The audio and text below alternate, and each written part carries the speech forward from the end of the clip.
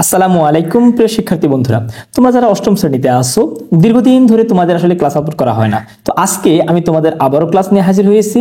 বন্ধুরা, আজ আমরা আলোচনা করব তোমাদের কোষ বিভাজন এবং তার প্রকারভেদ, অর্থাৎ এটি তোমাদের বিজ্ঞান অনুসন্ধানী পাঠের চতুর্থ অধ্যায়। যেহেতু অর্ধবার্ষিক পরীক্ষা তোমাদের খুব শীঘ্রই, তাই আমি চেষ্টা করছি তোমাদের অর্ধবার্ষিক পরীক্ষার আগে অন্ততপক্ষে 5 থেকে 6টি অধ্যায় কমপ্লিট করে দিতে। তো বন্ধুরা, আজ আমরা শুরু করতেছি কোষ বিভাজন এবং তার প্রকারভেদ। তো এই যে অধ্যায়টা জানবার আগে আমাদের একটু জানা দরকার যে কোষ বিভাজন কি বা কোষ ব্যাপারটা আসলে কি। মনে রাখবা, এই যে বংশগতির যে সৃষ্টি বা বংশগতির যে একটার পর একটা ধারা, এই ধারাটাকে আসলে নিয়ন্ত্রণ করতেছে কোষ, অর্থাৎ কোষ বিভাজনের মাধ্যমে। কোষ হচ্ছে তোমার শরীরের গাঠনিক বা কার্যকরী একটা একক। শরীরের গাঠনিক বা কার্যকরী এককটাকে বলা হয় কোষ। এই যে কোষ বিভাজনের মাধ্যমে কোষ কিন্তু বারবার বিভাজিত হয়, ভাগ হয়ে যায়, বা একটা কোষ থেকে একাধিক কোষের সৃষ্টি করে। এরকম একাধিক কোষের সৃষ্টির মাধ্যমে আসলে সমস্ত উদ্ভিদ জগৎ বা প্রাণী জগৎ টিকে আছে। তো আমরা এই যে অধ্যায়ে কোষ বিভাজন, এই অধ্যায়ে খুব সহজে এই ব্যাপারগুলো বুঝবার চেষ্টা করব। তো প্রথমত আমরা তোমাদের বই থেকে একটু পড়বো এবং বুঝিয়ে দেওয়ার চেষ্টা করব। দেখো বন্ধুরা, কোষ বিভাজন এবং তার প্রকারভেদ। এখানে বলছে এই অধ্যায় শেষে তোমরা যা যা আসলে শিখতে পারবে বা এই অধ্যায়ে যা আলোচনা করা হয়েছে। তো এখানে দেখো বলছে যে কোষ বিভাজন কি, তার প্রকারভেদ। তো এগুলো একটু পড়ে নেবে বন্ধুরা, আমি এগুলো পড়ছি না, আমরা একদম পড়া শুরু করছি। দেখো এখানে প্রথমত বলতেছে যে কোষ হলো জীবদেহের গঠনগত একক, যেটা আমি আগেই বলে দিলাম যে কোষ হচ্ছে জীবদেহ বা প্রাণীদেহ গঠনের একক বা কার্যকরী একক। জীবদেহ ব্যাকটেরিয়া, অ্যামিবা, প্লাজমিডিয়াম, তারপর এগুলোর মতো এককোষী হতে পারে। আবার মানুষ, বটগাছ, তিমি এগুলোর মতো বহুকোষী হতে পারে। অর্থাৎ এককোষী উদ্ভিদ বা প্রাণীর উদাহরণ হচ্ছে এই যে ব্যাকটেরিয়া, তারপর হচ্ছে অ্যামিবা, প্লাজমিডিয়াম, এই জিনিসগুলো হচ্ছে এককোষী। এরা হচ্ছে কি এককোষী জীব। আর বহুকোষী জীবের উদাহরণ দিয়েছে কি মানুষ, বটগাছ, তিমি মাছ। এগুলো একটু ভালো করে মনে রাখবা যে এককোষী কোনটা, বহুকোষী কোনটা। এককোষী জীব ছাড়া অন্য সকল জীবদেহে অসংখ্য কোষ দিয়ে তৈরি হয়। যেগুলো কেবলমাত্র এককোষী জীব, তাদের ক্ষেত্রে একটাই মাত্র কোষ থাকে, কিন্তু এককোষী জীব বাদে প্রত্যেকটা জীবের শরীরে অসংখ্য অসংখ্য কোষ থাকে। আচ্ছা, যে শারীরবৃত্তীয় প্রক্রিয়ায় একটি কোষ থেকে একাধিক কোষ তৈরি হয় তাকে আসলে কোষ বিভাজন বলে। এই যে আমি বলছিলাম যেটা, যে কোষ বিভাজনের মাধ্যমে আসলে কি জীব জগৎটা টিকে আছে। অর্থাৎ একটা কোষ থেকে আরেকটা কোষে ভাগ হয়ে যাওয়া, বিভাজিত হয়ে যাওয়া, বা একটা কোষ থেকে নতুন একটা কোষের সৃষ্টি করে ফেলা, এই ব্যাপারটা কি বলা হয় কি কোষ বিভাজন। কোষ বিভাজন একটি স্বাভাবিক ও গুরুত্বপূর্ণ প্রক্রিয়া। কোষ বিভাজনের মাধ্যমে একটি কোষ বিভাজিত হয়ে অসংখ্য কোষ তৈরির মাধ্যমে একটি পূর্ণাঙ্গ জীবে পরিণত হয়। আদি এককোষী জীব সাধারণত যে প্রক্রিয়ায় বিভাজিত হয় তাকে বলা হয় অ্যামাইটোসিস। মনে রাখবা, অ্যামাইটোসিস প্রক্রিয়াই হচ্ছে এককোষী জীবের ক্ষেত্রে ঘটে থাকে। সহজভাবে একটু মনে রাখবা যে অ্যামাইটোসিস প্রক্রিয়া এককোষী জীবের ক্ষেত্রে ঘটে থাকে। এখন অ্যামাইটোসিস ব্যাপারটা আসলে কি মনে রাখবা যে কোষ বিভাজন মূলত 3 প্রকার। একটা হচ্ছে অ্যামাইটোসিস, একটা হচ্ছে মাইটোসিস, একটা হচ্ছে মিওসিস। এই যে অ্যামাইটোসিস, মাইটোসিস এবং মিওসিস, এই 3 প্রকারের মধ্যে প্রথম প্রকারভেদটাকে আমরা বলতে পারি অ্যামাইটোসিস, যেটা আসলে নিম্ন শ্রেণীর উদ্ভিদ অথবা প্রাণীর দেহে ঘটে থাকে যারা এককোষী। যেমন এই যে ব্যাকটেরিয়া, অ্যামিবা, প্লাজমিডিয়াম, এই যে এগুলোর শরীরে বা এদের শরীরে অ্যামাইটোসিস প্রক্রিয়া ঘটে থাকে। বহুকোষী জীব যে 2টি প্রক্রিয়ায় বিভাজিত হয় সেগুলো হচ্ছে মাইটোসিস এবং মিওসিস, যেটা আমি ইতিমধ্যে বলে দিয়েছি। এরপর দেখো বন্ধুরা, কোষ বিভাজনের গুরুত্ব। এরপর আমরা এই টপিকের মধ্যে পড়তেছি, দেখো যে জীবদেহের দৈহিক বৃদ্ধি, জনন এবং পরিস্ফুটনের জন্য কোষ বিভাজন প্রয়োজন। সকল প্রকার কোষ তার পূর্ববর্তী কোষ থেকে বিভাজনের মাধ্যমে সৃষ্টি হয়। অর্থাৎ নতুন একটা কোষের সৃষ্টি হয় তার পূর্ববর্তী কোষ থেকে। মনে রাখবা, এই পূর্ববর্তী কোষটাকে বলা হয় মাতৃকোষ, আর নতুন যে কোষের সৃষ্টি হয় সেটাকে বলা হয় অপত্য কোষ। এই ব্যাপারটা আমরা কিন্তু একটু পরে আবার পাবো, আমি একটু আগেই তোমাদেরকে বলে দিলাম, মনে রাখবা। জীবদেহ আঘাতপ্রাপ্ত হলে বা ক্ষতিগ্রস্ত হলে তা সারিয়ে নিতেও কোষ বিভাজন গুরুত্বপূর্ণ ভূমিকা পালন করে। দেখো এখানে ইম্পর্টেন্ট একটা কথা বলছে, সেটা হচ্ছে যে জীবদেহের কোথাও যদি আঘাত লাগে, ব্যাপারটা একটু চিন্তা করে দেখো, আমাদের শরীরের কোথাও যদি কেটে যায়, কোনো অংশ যদি কেটে যায়, কিছুদিন পরে দেখবা সেই অংশ আবার ঠিক হয়ে গেছে এবং নতুন একটা চামড়া বা ওই জায়গাতে আবারও পূরণ হয়ে আসতেছে নতুন ভাবে, তোমার মাংসপিণ্ড সহ চামড়া পূরণ হয়ে আসতেছে। এটা কেন ঘটে মনে রাখবা, এটা কিন্তু ঘটতেছে কোষ বিভাজনের মাধ্যমে। অর্থাৎ ওই জায়গাতে নতুন করে কোষ যখন বিভাজিত হচ্ছে, তখন কিন্তু ওই ক্ষত স্থানটা বা ক্ষতটা সারিয়ে উঠতেছে। আবার জনন কোষের মাধ্যমেই আসলে একটা জীব থেকে আরেকটা নতুন জীবের সৃষ্টি হয়। আমরা ভালো করে মনে রাখবা, আমাদের শরীরে আমাদের জন্ম হওয়ার পর একটা ছোট বাচ্চা থাকাকালীনে তখন আমাদের শরীরের কোষ যতটা ছিল, বর্তমানে আমাদের শরীরের কোষের সংখ্যা অনেক বেশি। অর্থাৎ ছোট থেকে আমরা বড় হয়েছি, এটা কিন্তু কোষ বিভাজনের মাধ্যমে। এই প্রক্রিয়াটাকে বলা হয় মাইটোসিস প্রক্রিয়া। আবার আমাদের জন্ম হয়েছে, মাতৃগর্ভে আমাদের জন্ম হয়েছে, সেই প্রক্রিয়াটাকে বলা হয় মিওসিস প্রক্রিয়া। আর মনে রাখবা, মিওসিস কোষ বিভাজন, এই যে মিওসিস কোষ বিভাজন আসলে জনন কোষে ঘটে। অর্থাৎ এখানে তোমার হচ্ছে সন্তান জন্মদানের সঙ্গে যে সকল অঙ্গ রিলেটেড, সেই অঙ্গগুলোকে বলা হয় জনন অঙ্গ বা জননাঙ্গ। আর জননাঙ্গ থেকেই আসলে আমাদের নতুন একটা কোষের সৃষ্টি হয়। তো এখানে দেখো বলছে জনন কোষ কোনটাকে বলতেছি বন্ধুরা, যেটা হচ্ছে যে সকল অঙ্গ মানুষের শরীরের, একটা ছেলে বা একটা মেয়ের ক্ষেত্রে যে সকল অঙ্গ সন্তান জন্মদানের জন্য সরাসরি ভূমিকা পালন করে, সেই অঙ্গগুলোকে বলা হয় জননাঙ্গ বা জনন কোষ। সেই তোমার হচ্ছে অঙ্গগুলো যে কোষের আওতাধীনে আছে, সেগুলোকে বলা হয় জনন কোষ। বিভাজন জীবদেহের বংশবৃদ্ধির জন্য অন্যতম মাধ্যম। এর মাধ্যমে নতুন বৈশিষ্ট্য সম্পন্ন অপত্য কোষ, যেটা আমি একটু আগে বললাম যে আমাদের একটা কোষ থেকে যখন আরেকটা কোষের সৃষ্টি হয়, আমি একটু পরে এগুলো চিত্রের মাধ্যমে বুঝিয়ে দেব। যখন একটা কোষ থেকে একটা কোষের সৃষ্টি হয়, তখন যেই কোষ থেকে তৈরি হচ্ছে সেই কোষটাকে বলা হয় হচ্ছে মাতৃকোষ। আর নতুন যে কোষটা সৃষ্টি হচ্ছে সেই কোষটাকে বলা হয় হচ্ছে অপত্য কোষ, যা জীবের অভিযোজন, অভিব্যক্তি এবং বংশ পরম্পরা অব্যাহত রাখতেও গুরুত্বপূর্ণ ভূমিকা পালন করে। অভিযোজন ব্যাপারটা কি, এটা কিন্তু তোমরা আগে থেকেই পড়ে আসতেছো যে অভিযোজন হচ্ছে খাপ খেয়ে নেওয়া, একটা পরিবেশ থেকে আরেকটা পরিবেশে গিয়ে খাপ খেয়ে নেওয়া। তো বন্ধুরা এ পর্যন্ত আমাদের হয়ে গেল। এর পরবর্তী দেখো, আমাদের পরবর্তী অংশটাতে বলতেছে কোষের গঠন। এবার আমরা কোষের গঠন সম্পর্কে একটু জানবো। তোমরা সপ্তম শ্রেণীতে উদ্ভিদ এবং প্রাণী কোষের গঠন সম্পর্কে পড়েছো, অর্থাৎ তোমাদের ক্লাস 7-এর বইয়ে কিন্তু এগুলো ছিল। তোমাদের ক্লাস 7-এর দ্বিতীয় কি তৃতীয় অধ্যায়ে প্রথমেই তোমার হচ্ছে উদ্ভিদ কোষ এবং প্রাণী কোষের আলাদা দুইটা চিত্র দেয়া ছিল, তোমরা অবশ্যই সেগুলো পড়েছো। তোমরা তখন দেখেছো যে কোষ ঝিল্লি দিয়ে আবৃত কোষের মূল দুটি উপাদান হচ্ছে সাইটোপ্লাজম এবং কি নিউক্লিয়াস।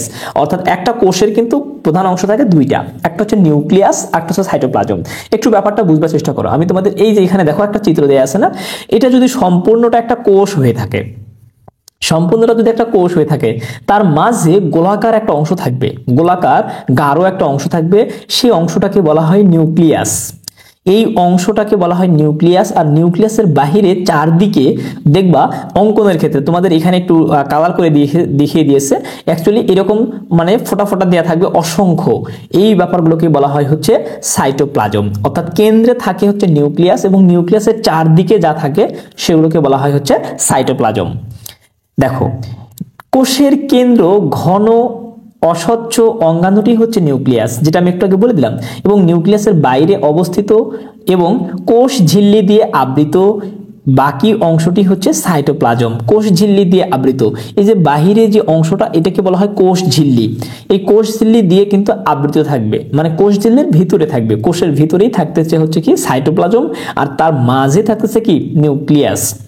নিউক্লিয়াসটি নিউক্লিয়ার ঝিল্লি দিয়ে আবৃত থাকে এবং তার ভিতরে রয়েছে জীবের বংশগতি পদার্থ ডিএনএ।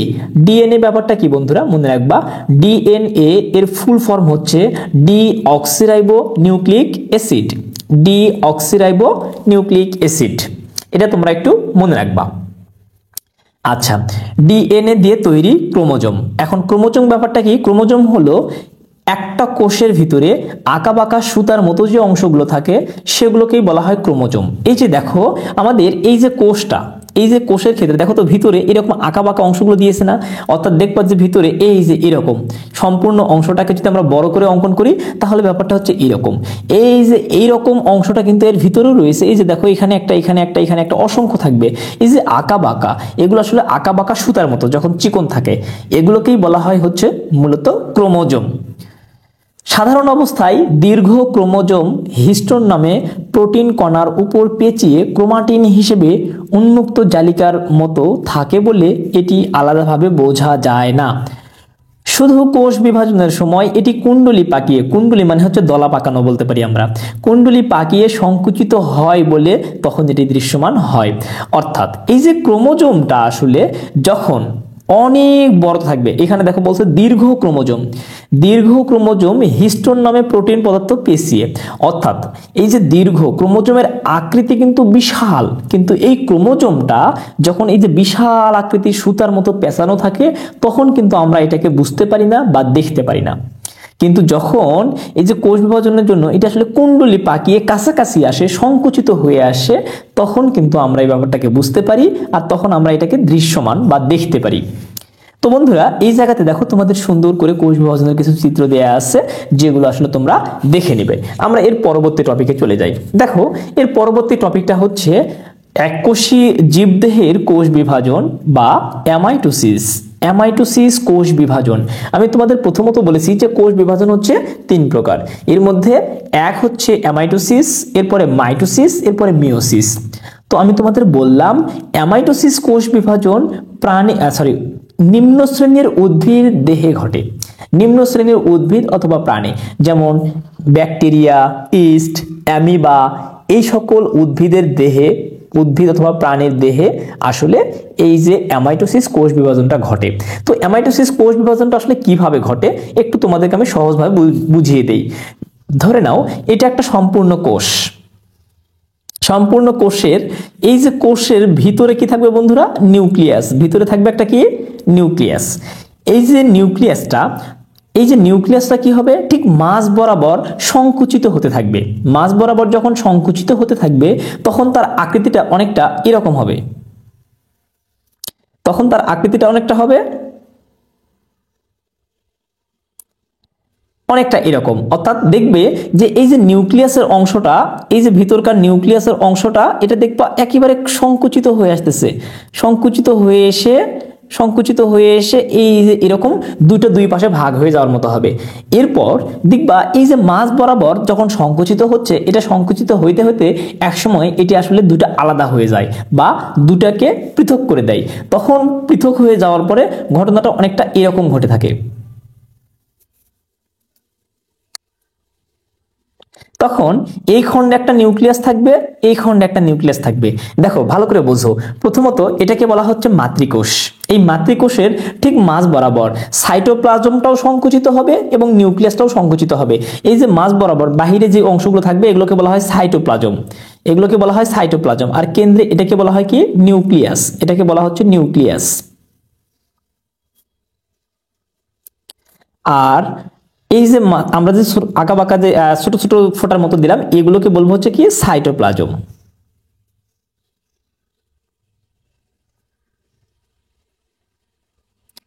তো প্রথমত মাঝ বরাবর যখন সংকুচিত হবে তখন আসলে সাইটোপ্লাজমটাও সংকুচিত হবে, নিউক্লিয়াসটাও সংকুচিত হবে।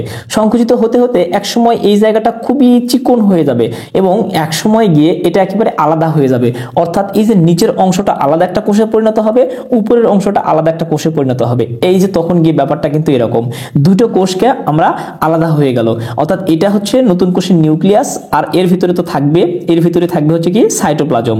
এরপরে এটা হচ্ছে কি? এই কোষ, এই কোষের তোমার হচ্ছে কেন্দ্রটা হচ্ছে নিউক্লিয়াস এবং বাহিরের এই অংশটাকে বলবো কি? সাইটোপ্লাজম। এই যে দেখো একটা কোষ থেকে দুটো কোষের তৈরি হয়ে গেল না?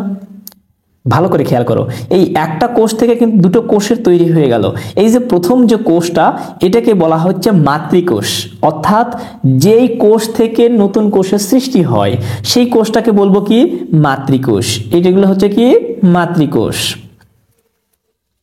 আর এই যে এই কোষগুলোকে বলা হয় অপত্য কোষ। অপত্য কোষ। অর্থাৎ নতুন যে কোষের সৃষ্টি হয় অপত্য কোষ, নতুন যে কোষের সৃষ্টি হয় সেগুলোকে বলা হয় অপত্য কোষ, আর যেই কোষ থেকে নতুন কোষের সৃষ্টি হয় সেটাকে বলা হয় হচ্ছে মাতৃকোষ। তো বন্ধুরা, এই যে অ্যামাইটোসিস প্রক্রিয়া, এটা আসলে অ্যামাইটোসিস প্রক্রিয়া। অ্যামাইটোসিস প্রক্রিয়া কিন্তু এভাবেই সম্পূর্ণ হয়ে থাকে, অ্যামাইটোসিস। আচ্ছা, এরপরে দেখো আমরা একটু বই থেকে পড়বার চেষ্টা করি। এবার দেখো বলতেছে কি যে এককোষী আদিকোষী জীবগুলো সরাসরি বিভাজনের মাধ্যমে বংশবৃদ্ধি করে থাকে। এই যে আমরা এখানে যেটা দেখলাম, এখানে কিন্তু সরাসরি বিভাজিত হচ্ছে। এই প্রক্রিয়াটি অ্যামাইটোসিস বা বাইনারি ফিশন নামে পরিচিত। অর্থাৎ অ্যামাইটোসিস কোষ বিভাজনের অপর নাম হচ্ছে বাইনারি ফিশন।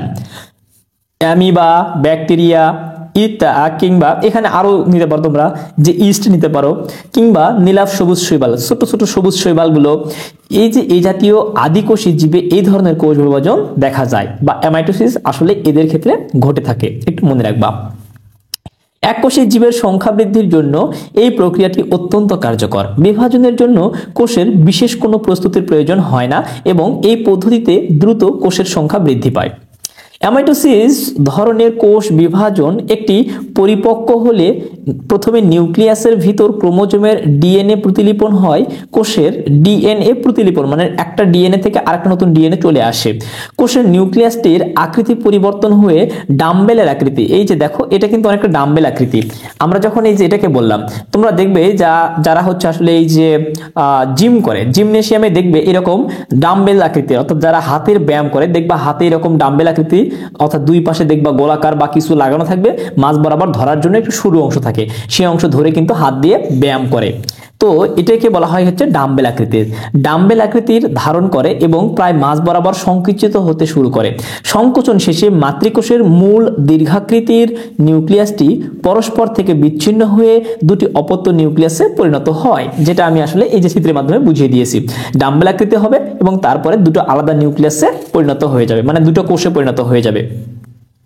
এ প্রক্রিয়ায় বিভাজিত দুটি নিউক্লিয়াস ডিএনএ সুনির্দিষ্ট এবং সমানভাবে বিভক্ত হওয়া পুরোপুরি নিশ্চিত নয়, কাজেই দুটি ভিন্ন হতে পারে। অর্থাৎ এই যে এদের বিভাজনের ক্ষেত্রে, এই বিভাজনের ক্ষেত্রে নিউক্লিয়াস দুটো যে পুরোপুরি সমান হবে ব্যাপারটা এমন হয় না। এই জন্য কিছু ক্ষেত্রে এই যে এইভাবে বিভাজনের মাধ্যমে কিছু ক্ষেত্রে মাতৃকোষের সম্পূর্ণ গুণাগুণ অপত্য কোষে পাওয়া যায় না। ব্যাপারটা কেমন একটু চিন্তা করো। ধরে নাও একটা আম গাছের একটা বীজ থেকে, মনে করো আম খেয়ে আমরা যে বীজটা মাটিতে ফেলে দিচ্ছি, এই বীজ থেকে আবারও একটা আম গাছ হচ্ছে। এই যে নতুন যে আম গাছটা হলো, এটাকে আসলে আমরা বলতে পারি অপত্য, আর এর আগে যেটা ছিল সেটাকে আমরা বলতে পারি মাতৃ। তো মাতৃ গাছ থেকে এই যে অপত্য যে গাছটা তৈরি হলো, এই অপত্য গাছের সম্পূর্ণ গুণাগুণ কিন্তু এক নাও থাকতে পারে। দেখবা অনেক ক্ষেত্রে মাতৃ যে গাছটা আমরা বলতেছি, যে ওই প্রাথমিক যে গাছটা ছিল সেই গাছের আম অনেক বড় বড় হয়, আর নতুন যে গাছটা হয় জন্ম, সেটা দেখবা অনেক সময় আম ছোট ছোট হয়। তো এটা আমি একটা সিম্পল উদাহরণের মাধ্যমে বুঝিয়ে দিচ্ছি। অর্থাৎ এই উদাহরণটা শুধুমাত্র মাঝ বরাবর ভেঙে যায় বলে এই ক্ষেত্রে নিউক্লিয়াসটা সমানভাবে বিভাজিত নাও হতে পারে, যার ফলে মাতৃকোষের মতো, অর্থাৎ যেই কোষ থেকে নতুন কোষের তৈরি হচ্ছে সেই কোষের মতো হুবহু বৈশিষ্ট্য নাও থাকতে পারে। নিউক্লিয়াসের সঙ্গে সঙ্গে সাইটোপ্লাজমও মাঝ বরাবর সংকুচিত হতে হতে বিচ্ছিন্ন হয়ে দুটি কোষে পরিণত হয়। এ ধরনের বিভাজনে মাতৃকোষের নিউক্লিয়াস এবং সাইটোপ্লাজম সরাসরি বিভক্ত হয়ে, এখানে দেখো আমি যেটা এর আগে বুঝিয়ে দিয়েছি যে নিউক্লিয়াস এবং সাইটোপ্লাজম সরাসরি বিভক্ত হয়ে দুটি অপত্য কোষের সৃষ্টি করে। সরাসরি বিভক্ত হয়ে কি করে, দুইটা অপত্য কোষের সৃষ্টি করে। তো দেখো বন্ধুরা, আমরা এই জায়গাতে আসলে কি বলতেছি, এবং দেখো সৃষ্টি করে, তাই একে প্রত্যক্ষ কোষ বিভাজন বলে। অর্থাৎ এই যে ব্যাপারটাকে আমরা বলতে পারি কি প্রত্যক্ষ কোষ বিভাজন, বা প্রত্যক্ষ মানে কি যেটা সরাসরি ঘটে থাকে। অর্থাৎ এই যে তোমাদের হচ্ছে কোষ বিভাজনটা, এই কোষ বিভাজনটা কিন্তু তোমার হচ্ছে একেবারে সরাসরি ঘটতেছে। কিভাবে একটু খেয়াল করো। আমরা এই যে এখানে দেখতেছি যে প্রথমত মাতৃকোষটা ভেঙে যাচ্ছে, ভেঙে দুই অংশে বিভক্ত হয়ে যাচ্ছে, মাঝ বরাবর ভেঙে যাওয়া এবং আলাদা হয়ে যাওয়া। এই যে দেখো এটা কিন্তু সরাসরি ঘটতেছে, এই জন্য এটাকে বলা হয় প্রত্যক্ষ কোষ বিভাজন। এবং প্রত্যক্ষ কোষ বিভাজনে নিউক্লিয়াস এবং সাইটোপ্লাজম সরাসরি বিভক্ত হয়ে অপত্য কোষ বা নতুন কোষের সৃষ্টি করে। তো বন্ধুরা, আজকে আমরা অ্যামাইটোসিস পর্যন্তই তোমাদের রাখতেছি এই পর্বে। আমরা আগামী পর্বে এর পরবর্তী অংশগুলো আলোচনা করবো ইনশাআল্লাহ। তো তোমাদের এই ক্লাসটি আসলে কেমন লাগলো সেটা অবশ্যই আমাকে কমেন্টসে জানিয়ে। যদি ভালো লেগে থাকে তাহলে বন্ধুদের মাঝে বেশি বেশি শেয়ার করে দিবে। মনে রাখবে তোমাদের একটা লাইক, কমেন্টস এবং শেয়ার আমাকে ভিডিও করার অনেক বেশি অনুপ্রেরণা দেয়। ধন্যবাদ।